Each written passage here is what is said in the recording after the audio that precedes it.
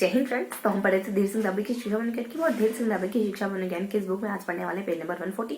तो जो नए बच्चे जुड़ रहे हैं उनके लिए सबसे पहले थोड़ा सा मैं बता दूं कि इस वाले सेशन में हम बातों ही बातों में यानी थोड़ा सा इजी गोइंग, थोड़ा सा फेमिलियर होके, फ्रेंडली होके चीजों को समझने की कोशिश करते हैं, कॉन्सेप्ट को समझने की और चीजों को याद करने की कोशिश करते हैं। तो पेज नंबर 140 में आज क्या देखने वाले हैं? देखो, आज हम ना कुछ बुद्धि परीक्षण के बारे में जानेंगे, इसके साथ बुद्धि लब्धि के बारे में जानेंगे, इंटेलिजेंट क्वेश्चन के बारे में जानेंगे और कुछ बुद्धि परीक्षण के बारे में। देखो, इंटेलिजेंट क्वेश्चन में क्या जानना है, यहाँ पे कुछ अलग अलग सन आएंगे, उन अलग अलग सन में बुद्धि परीक्षण के क्षेत्र में क्या क्या काम होगा हमको देखना पड़ेगा। बुद्धि परीक्षण में हमको क्या जानना, बुद्धि परीक्षण के प्रकारों को जानना, उनके प्रकारों के बारे में थोड़ी सी इन्फॉर्मेशन आएगी, उसको जानना, बस दैट्स ऑल। तो वो अलग अलग सन में जो मैं बात करी थी वो कुछ इस तरीके के सन है, जैसे कि 1866 में क्या हुआ, फिर 5 में, 8 में और फिर 12-16 में क्या हुआ, ये सब बताएंगे। उसके बाद एक सारणी भी डिस्कस करिए। उसके बाद बुद्धि परीक्षण के प्रकार व्यक्तिगत सामूहिक दो तरीके हो सकते हैं और व्यक्तिगत सामूहिक को भी आप शाब्दिक अशाब्दिक में बांट सकते हो। तो अशाब्दिक और कभी कभी क्रियात्मक दोनों एक जैसे हो जाते हैं, दोनों थोड़ा सा अंतर करना पड़ेगा हमको। इसके बाद कुछ थोड़ा सा एक व्यक्तिगत बुद्धि परीक्षण बीले के द्वारा किया गया, उसको थोड़ा सा लेकर अपन देख लेंगे। तो तीनों तरीके मतलब व्यक्तिगत और सामूहिक दो तरीके होते हैं। व्यक्तिगत को दो तरीकों में दो हिस्सों में बांट सकते हैं, एक तो हो जाता है शाब्दिक और अशाब्दिक। इन दोनों को तो शाब्दिक अशाब्दिक और फिर चलो मैं बहुत ज्यादा आपको नहीं बताऊंगी, नहीं उलझाऊंगी। तो इस तरीके से हमको मोटा मोटी बुद्धि परीक्षण के बारे में और बुद्धि के कुछ बुद्धि के बेसिकली बुद्धि परीक्षण और बुद्धि लब्धि के बारे में, ठीक है। तो बुद्धि लब्धि में जो सन बताया उनमें क्या क्या देख लो। 1866 में क्या, 1866 में पहला क्रियात्मक बुद्धि परीक्षण होता है। जानते हो क्रियात्मक बुद्धि परीक्षण किसको कहते हैं? जब आपको कोई सामान दिया जाता है और उसको अरेंज करके या फिर उसके साथ मतलब कुछ भी एक्टिविटी करके आपको कहा जाता है, कुछ भी एक्टिविटी के थ्रू पता करा जाता है कि आप में कितनी बुद्धि, उसी को कहते हैं क्रियात्मक बुद्धि परीक्षण। एक अशाब्दिक भी होता है। अशाब्दिक और क्रियात्मक बहुत बार मेल मिलाप हो जाता है, मतलब बहुत बार एक ही समझ लिया जाता है, पर ये होते नहीं। अशाब्दिक में आपको ना सिर्फ चित्र वगैरह दिए जाते हैं, जबकि जो क्रियात्मक होता है ना उसमें आपको वास्तविक वस्तु दी जाती है। दोनों में अंतर है, यहाँ पे सिर्फ चित्र वगैरह देते हैं, जबकि जहाँ पे कोई कंक्रीट वास्तविक वस्तु दी जाती है आपको, ये अंतर होता है। तो ऐसा सबसे पहली बार वास्तविक बुद्धि परीक्षण सब क्रियात्मक बुद्धि परीक्षण सबसे पहले 1866 में सेंगुन के द्वारा किया गया था। वहीं 5 में क्या हुआ, 8 में क्या हो गया, 12 में क्या हुआ, 16 में क्या हुआ। 5 में सबसे पहले बुद्धि परीक्षण किया गया, सबसे पहले कोशिश करिए कि बुद्धि को आवे। वहीं 8 में क्या होता है, 8 में एमए का कॉन्सेप्ट आता है, मानसिक आयु का कॉन्सेप्ट आता है। कोई 5 साल का बच्चा 7 साल का क्वेश्चन सोल्व कर ले तो उसी को मानसिक आयु कहती है, ये कुछ 8 में आता है कॉन्सेप्ट। 12 में क्या, तो 12 में आईक्यू का कॉन्सेप्ट है, इंटेलिजेंट क्वेश्चन, कि ये बच्चा इतना इंटेलिजेंट है, इसको अपन आईक्यू कहेंगे। वहीं 16 में आता है और एक्चुअली 16 में आता है ये सूत्र, तो है ना। 12 में आता है अपने आईक्यू का उद्भव होता है। 12 में आईक्यू किसको कहते हैं, टर्मन ने सबसे पहले आईक्यू कॉन्सेप्ट का इस्तेमाल किया होता है। 16 में आईक्यू का सूत्र भी आ जाता है। तो ये मैंने सन बता दिया, अलग अलग सन में क्या क्या है पढ़ लो, ठीक है। उसके बाद एक सारणी आ जाती है जिससे हमको पता चलता है कि इस बुद्धि लब्धि का बच्चा इस कैटेगरी में आएगा, इस बुद्धि लब्धि का बच्चा इस कैटेगरी में। थोड़ी सी सारणी की मैंने 90 से लगाकर 110 में तो सामान्य बच्चा आ जाता है। इसके ऊपर थोड़ा सा 3-4 बच्चे और आएंगे, मतलब 3-4 कैटेगरी बच्चे और आ जाएंगे। इसके नीचे भी 2-3 कैटेगरी और आ जाएगी, ठीक है। तो थोड़ा सा ध्यान रखेंगे, कुछ ऊपर 3 और आ जाएंगे, नीचे 5 हो जाएगा, 3 और 5 8, 3 5 से ध्यान रखोगे ना। तो ऊपर क्या क्या आ जाएगा, देखो थोड़ा सा ध्यान रखोगे कि यहाँ थोड़ा सा आप ध्यान रखना चाहो तो पैटर्न से ध्यान रखोगे। जैसे कि इसके ऊपर 3 सामान्य बुद्धि वाला होता है, एक सबसे ऊपर वाला प्रतिभाशाली होता है, बीच में अपने श्रेष्ठ अतिश्रेष्ठ इस तरीके से होता है ना। तो औसत हो जाएगा श्रेष्ठ अतिश्रेष्ठ और बाद में आप कह दो कि प्रतिभाशाली होगी। उसके बाद नीचे 5 नाम आ जाते हैं। 5 नाम में एक तो एम से या 3-4 मतलब 4 नाम तो एम से आ जाएगा और एक जड़ बुद्धि करके आ जाएगा। एम से आपको 3-4 बार तो मूड इस तरीके से 3 बार कह दोगे और लास्ट में मूड को कह दोगे, ठीक है। और इस मूड को अलग अलग नामों से भी जानते हैं, कभी क्षीण है, कभी निर्बल से, जो से 2 लास्ट वाले जो मूड है उनको कभी क्षीण है, कभी निर्बल है, इस तरीके से भी जानते हैं। अब इस सारणी के बाद थोड़ा सा अब आ जाते हैं मेन मुद्दे, सेकंड मुद्दे पर, जो कि बुद्धि परीक्षण के नाम से। देखो, बुद्धि परीक्षण 2 तरीके, बस फिनिश करते हैं। वैदिक साम और वैदिक, हर एक व्यक्ति को साम, ये दोनों 2 हिस्सों में बटे, शाब्दिक और अशाब्दिक। क्रियात्मक का बताया नहीं गया, ठीक।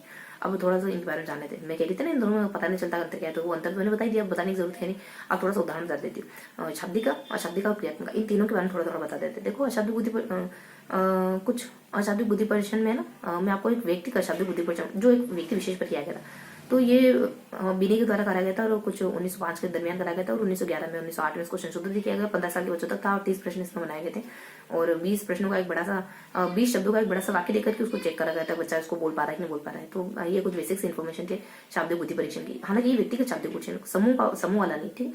आप थोड़ा सा अशाब्दिक जानो। देखो, अशाब्दिक बुद्धि परीक्षण वो होते हैं जो बेसिकली जिसमें शब्दों का इस्तेमाल होता है, गूंगे बेरे वगैरह हुए, बिना संस्कृति किसी भी संस्कृति किसी भी कल्चर के लोगों के लिए इस्तेमाल, छोटे बच्चों के लिए जो भाषा नहीं पढ़ सकते उनके लिए इस्तेमाल किया।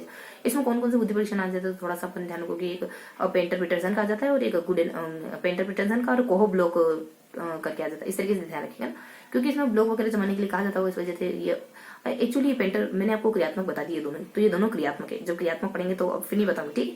अब देखो अशाब्दिक में आ जाओ। अशाब्दिक में बेसिकली कुछ 3-4 नाम आते हैं, जैसे एक रेवंस आ जाता है, उसके बाद गुड इनफ आ जाता है, केटल वगैरह आ जाता है। और इसको ध्यान कैसे रखोगे, RMH से ध्यान रखोगे ना, तो राम हे मतलब राम एग्जिस्ट करते हैं।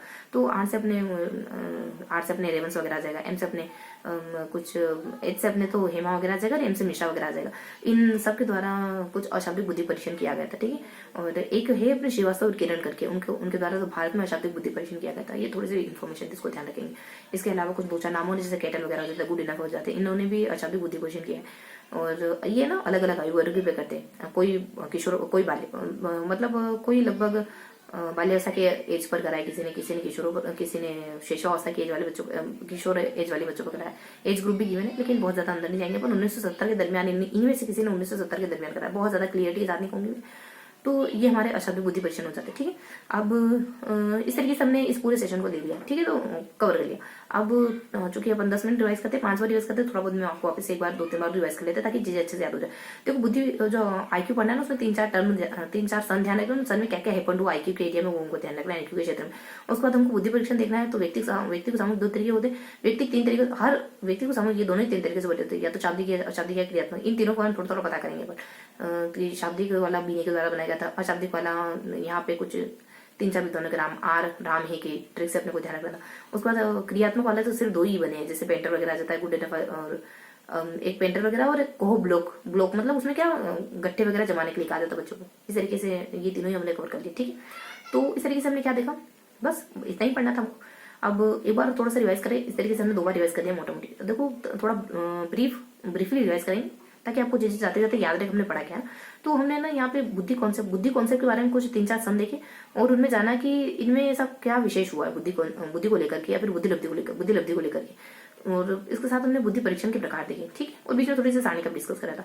तो सन कौन कौन से देखे, देखो एक तो 1876 का, 1905 का, 1908 का, और 12 का, 16 का, इनमें क्या क्या होता है, ठीक है। उस सारणी का डिस्कस कर लेते कि ये सामान्य का है, ये प्रतिभाशाली का, ये श्रेष्ठ अतिश्रेष्ठ, नीचे फिर मूड कहते हैं 3 तो बार, और फिर एक मूर्ख कहते हैं, तो लास्ट में जोड़ कहते हैं। इस तरीके से सारणी ध्यान रखोगे। उसके बाद व्यक्ति में बांटते थे, और इन व्यक्ति को शाब्दिक, अशाब्दिक और क्रियात्मक, इन तीनों को डिटेल से जानते हैं अपन, है ना। थोड़ा देखते हैं कि किन ने दिए। तो इस तरीके 3 बार दोहराते, बस 2 बार दोहराते हैं। तो हमने यहाँ पर बुद्धि लब्धि में अलग अलग सन देखे, और उन सन में बुद्धि लब्धि के एरिया में क्या हैपन हुआ ये देखा, और एक सारणी देखी, और उसके बाद बुद्धि लब्धि के प्रकारों को हमने जाना, और बेसिकली बुद्धि परीक्षणों के प्रकार को जाना।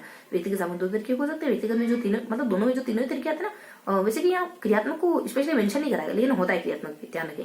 एक तो शाब्दिक होता है, अशाब्दिक होता है, क्रियात्मक, क्योंकि अशाब्दिक और क्रियात्मक लगभग 2 ही हिस्से हुए ना, शाब्दिक और अशाब्दिक, क्योंकि क्रियात्मक भी तो अशाब्दिक की कैटेगरी है, लेकिन थोड़ा सा जुदा है वो, इस वजह से यहाँ मेंशन नहीं करा, लेकिन मैं आपको बता रही हूँ ना, ये क्रियात्मक भी होता है, थोड़ा अलग से बताएगा इसको।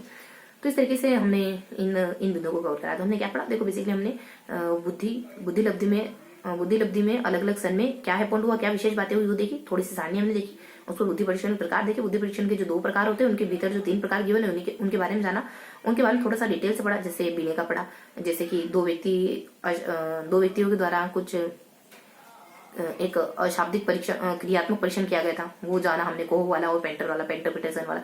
और कुछ व्यक्ति अशाब्दिक बुद्धि परीक्षण से भी जुड़े हुए, कुछ अशाब्दिक बुद्धि परीक्षण से भी जुड़े 3-4 नाम जो राम है करके हमने याद करा था। तो ये हमारा आज का पूरा सेशन था। तो आई होप आपको चीजें क्लियर हुई होंगी। और इसके बाद अगर आप इसको डिटेल से पढ़ना चाह रहे हो ना, आप टेलीग्राम ग्रुप ज्वाइन कर लो, और इसको थोड़ा और अच्छा विस्तार से और थोड़ा रिटर्न नोट्स वगैरह बना के पढ़ना चाह रहे हो तो एक लर्न नोट्स करके चैनल है, उसको आप थोड़ा सा विजिट करोगे ना, आपको सब कुछ पता चल जाएगा कि इस बुक में हमने जो जितने भी चैप्टर पढ़े हैं उसको अच्छे से कवर करा हुआ वहाँ पे। और पीडीएफ आप ले सकते हो कुछ लर्न ऑलवेज नाम के टेलीग्राम चैनल पर, मैं आपको लिंक प्रोवाइड करा दूंगी दोनों चैनल के, आप विजिट कर सकते हो, ठीक है।